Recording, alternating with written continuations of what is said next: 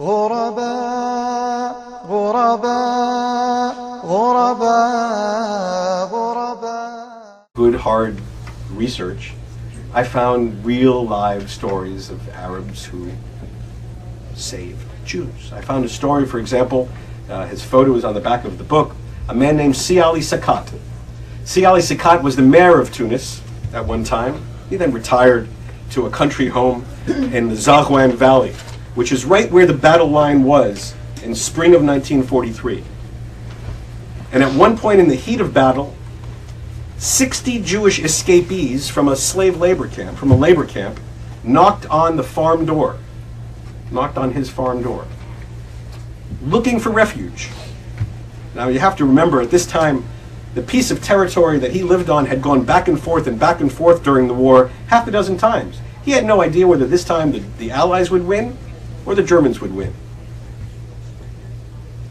He let them in, all 60, and gave them refuge until the battle was over and the Allies had come through. He's a hero. Or there's a man named Khalid Abdul Wahab. Khalid Abdul Wahab was a notable in the town of Mahdia, in a coastal town in Tunisia. One night, he learned that a German officer was going to rape a beautiful, blonde, blue-eyed Jewish woman.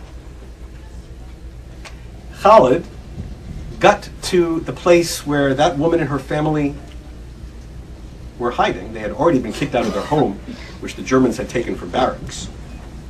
He got to the place where that woman and her family were hiding, knocked on that door, and said, "You have to come with me." And he took all of them, that family and several other families that had sought refuge in this place. It was an olive press factory. And throughout the night, he shuttled them in his own car back and forth to a family estate that he owned 30 kilometers outside the town. And he kept them there for 6 weeks until the Allies expelled the Germans from his town. Now that story was told to me by an amazing woman who was the daughter of the woman in question. She was 11 years old at the time. She grew up 60 years later. She had been trying to tell the story for 60 years and nobody would believe her.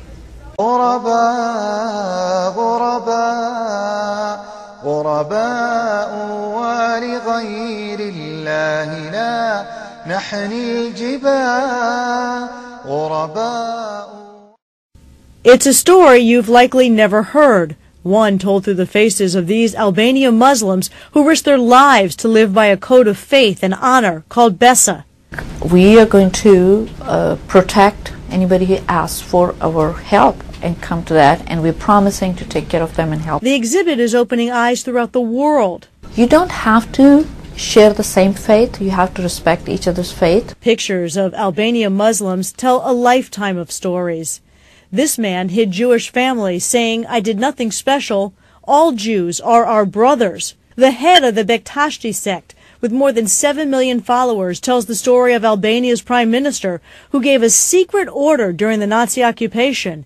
He said, "All Jewish children will sleep with your children. All will eat the same food. All will live as one family." They were among the people who, at great personal risk, sheltered Jews and protected them in their homes, and did so out of a religious obligation. In post-World War II Europe, it is said Albania is the only country to boast a greater number of Jews than before the Holocaust. The Islamic Foundation of Greater St. Louis and several local Jewish agencies hope the St. Louis community will experience this rare look at the role Albanian Muslims played in sheltering Jews from the Nazis. At this time of tension over Islam in America, there is so much more to understanding Islam. غرباء غرباء غرباء ولغير الله لا نحني الجبال غرباء.